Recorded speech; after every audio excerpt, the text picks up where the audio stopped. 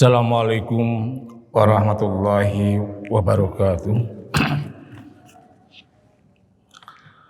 Alhamdulillah, alhamdulillahi nahmaduhu wa nasta'inuhu wa nastaghfiruh wa na'udzu billahi min shururi anfusina wa min sayyiati a'malina may yahdihillahu fala mudhillalah wa may yudhlilhu fala hadiyalah.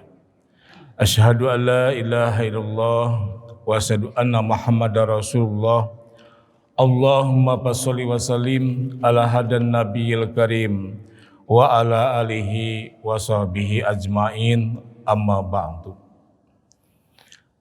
Pertama-tama marilah kita memanjatkan puji dan syukur kehadirat Allah Subhanahu wa taala bahwa di subuh ini kita semua bisa melaksanakan yaitu sholat berjamaah di masjid yang mulia ini. Mudah-mudahan kita semua diberikan barokah oleh Allah Subhanahu wa taala.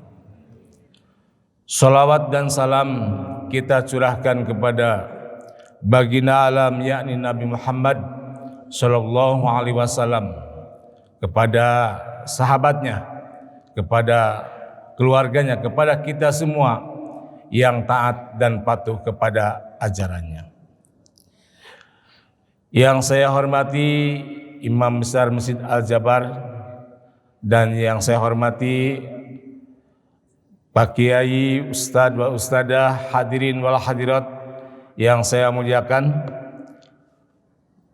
Alhamdulillah, dengan izin Allah Subhanahu wa taala kita semua berangkat dari rumah, melangkahkan kaki dari berbagai tempat maupun yang dekat ataupun yang jauh, bisa melaksanakan ibadah sholat subuh berjamaah ini dalam arti kita mencari keridhaan Allah Subhanahu wa taala. Maka daripada itu, langkah kita berangkat ke tempat ini berarti kita menuju kepada jalan surganya Allah Subhanahu wa taala. Karena tidak sedikit orang yang dekat ataupun orang yang jauh, tetapi kalau tidak digerakkan hatinya oleh Allah untuk melangkahkan ke tempat ini dengan semata-mata mencari keridhaan Allah, semata-mata mencari ikhlas karena Allah, maka barang tentu itu adalah orang tersebut menuju kepada surganya Allah Subhanahu wa taala. Maka daripada itu, tidak semua orang yang berangkat ke tempat ini tanpa dengan penuh kesabaran, karena sabar itu adalah terbagi tiga. As-sabru salasatun, sabrun ala ta'ati. Sabar itu terbagi tiga. Yang pertama adalah sabar karena taat kepada Allah Subhanahu wa taala. Dalam arti kita melaksanakan ibadah, melaksanakan sholat subuh, tidak semuanya itu untuk peka, untuk menggerakkan kakinya, untuk melangkahkan kakinya, mengambil air, lalu dia itu adalah melaksanakan wudhu, melaksanakan mandi untuk beribadah. Itu tidak semuanya tanpa dengan diiringi dengan kesabaran ke Allah Subhanahu wa taala. Barang siapa orang yang sabar melaksanakan taat kepada Allah Subhanahu wa taala, berarti itu 7. Berarti itu adalah mendapatkan 300 derajat tingkatannya orang yang sudah digerakkan hatinya oleh Allah Subhanahu wa taala. Itu semata-mata karena taufik dan hidayahnya Allah Subhanahu wa taala.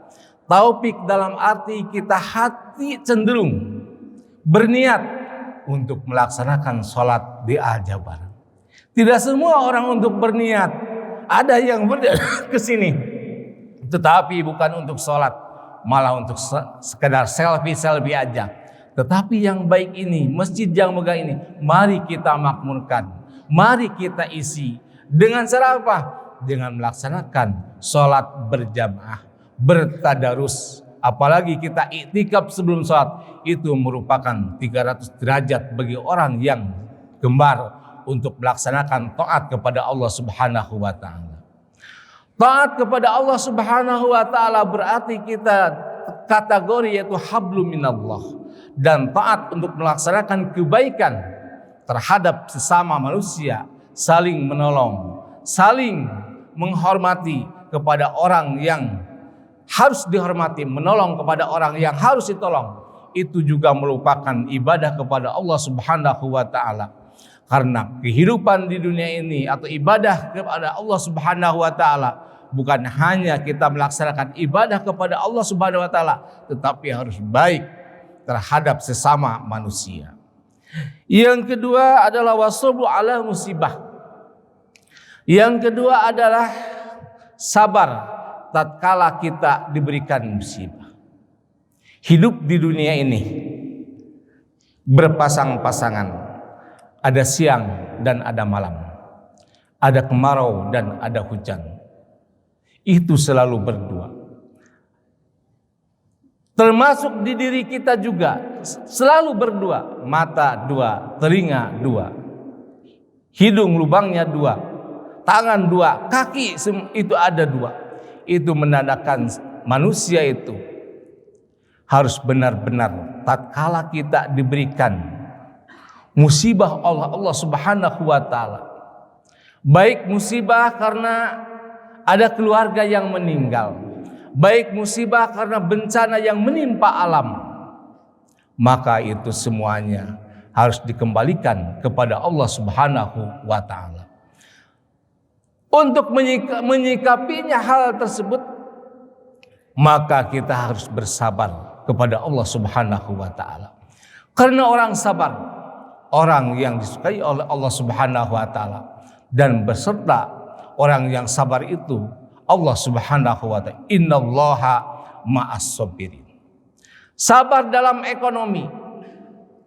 Seperti hal terasa sekarang, begitu harga-harga naik, banyak orang yang sakit, keluarga, kakek, anak, terkadang cucu, banyak yang sakit. Itu semuanya adalah musibah dari Allah Subhanahu wa taala. Maka kita menyikapinya itu, kita harus bersabar kepada Allah Subhanahu wa taala dan bersyukur atas nikmat yang telah diberikan kepada kita dari Allah Subhanahu wa taala. Yang terakhir yaitu sabar dalam menghadapi maksiat.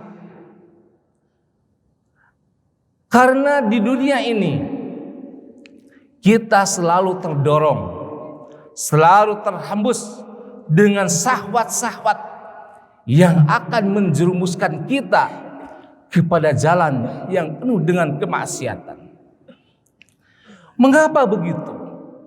Karena di dalam keterangan bahwa kalau jalan ke surga itu cukup banyak rintangan dan banyak hambatan, atuda mangkaning, itu jalan ke surga.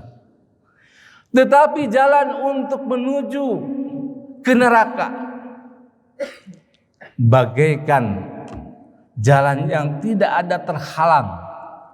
Kalau dalam bahasa Sunda memelongpong, itu adalah jalan kepadanya.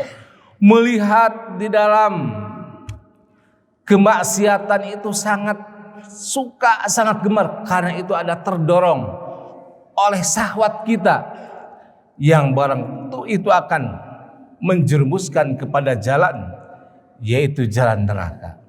Contohnya begini, kalau kita melihat dangdutan, melihat aurat, melihat di dalam medsos apa-apa yang dipamerkan, itu akan tidak terasa, bahkan suka. Tetapi kalau kita melihat Al-Quran, melihat untuk berzikir, melihat untuk membaca tentang pelajaran agama, memang itu sangat sulit. Itulah memang perbawanya iblis untuk membawa kita kepada jalan yang akan menjerumuskan kita. Bahkan kita kalau terbawa akan terjerumus kepada nerakanya Allah Subhanahu wa taala. Maka daripada itu kita berlindung kepada Allah Subhanahu wa taala. Mudah-mudahan kita semua yang hadir di sini diberikan kesabaran untuk melaksanakan ibadah, untuk menjaga maksiat dan sabar untuk taat kepada Allah Subhanahu wa taala. Dalam hadis qudsi disebutkan, malam yardha bi qada'i walam yasbir ala bala'i walam yaskur tama'i bal yahruj min bain ardi was sama wal yatlub lahu rabbas siwaka malam yardha bi qada. Barang siapa yang tidak menerima kepada qadaku, walam yasbir, dan tidak sabar kepada alal balai, kepada musibah, kepada bala, walam yaskur, dan tidak bersyukur naami kepada nikmat-nikmat dari kami, kata Allah, bal yakhruj, keluarlah, carilah kalian min bainil ardi wassamia, pangeran langit dan pangeran bumi, wal yablu lahu, dan carilah oleh kamu, dan cari oleh kamu pangeran lahu untukmu. Kalau kita tidak ridho terhadap qada dan tidak sabar terhadap balai dan tidak syukur kepada nikmat, keluarlah dari bumi dan langit ini dan carilah pangeran selain daripada aku. Maka daripada itu, di zaman yang sekarang ini kita harus benar-benar untuk melaksanakan ibadah kepada Allah dan mensyukuri apa-apa nikmat yang telah diberikan oleh Allah Subhanahu wa taala, dan kita rajin untuk mencari ilmu, untuk dekat dengan ulama, untuk dekat dengan para fuqaha. Karena kalau kita jauh dari ulama, jauh dari ilmu, dan jauh dari orang yang paham terhadap ilmu agama, barang tentu Allah akan memberikan 3 balai.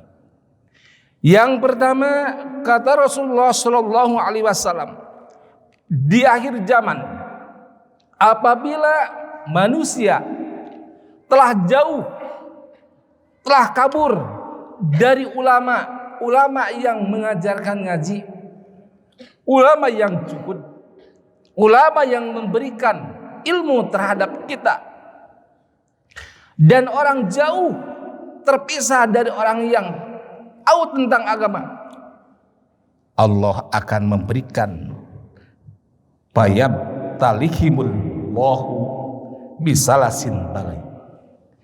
Yang pertama, yarfa'ullah barakatan, Allah akan menghilangkan barokah bikasbihim, dalam kasabnya. Orang itu banyak uangnya, tinggi jabatannya, penghasilan jabatan, tapi akan Allah cabut tentang kebarokahannya.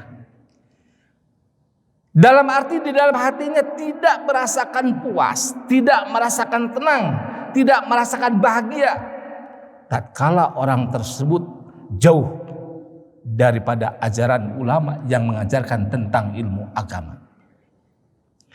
Yang kedua, apabila seseorang di akhir zaman itu jauh terpisah dari ulama, dari fuqaha, maka Allah akan memberikan yusallitullahu ta'ala alaihim sultanan doliman. Allah akan mendatangkan suatu pemimpin yang dolim terhadap rakyatnya. Maka sekarang banyak para pemimpin-pemimpin pada saat semuanya mencari ulama, mendekati ulama.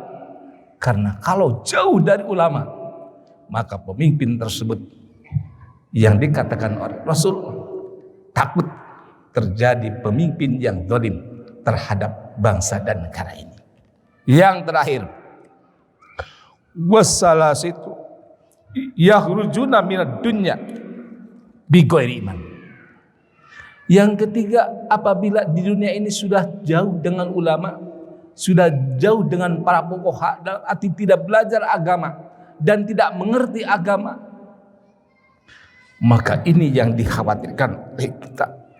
Kita keluar di alam dunia ini, mati di alam dunia ini menuju akhirat ini, yaitu tidak membawa iman dan takwa kepada Allah Subhanahu wa taala. Berarti kita termasuk orang yang su'ul khatimah, tidak termasuk orang yang husnul khatimah. Itulah ceramah dari saya. Dicukupkan sekian. Mohon maaf apabila ada perkataan yang tidak berkenan di hati Bapak dan Ibu sekalian. Mudah-mudahan dengan perkataan saya ini menjadikan motivasi untuk meningkatkan keimanan dan ketakwaan kepada Allah Subhanahu wa taala. Dan kita pulang dari sini diberikan keselamatan, kebarokahan, rezeki yang barokah, dan dijauhkan dari balai, dan kita semuanya ada dalam rahmatnya Allah Subhanahu wa taala. Wabillahi taufiq wal hidayah. Wassalamualaikum warahmatullahi wabarakatuh.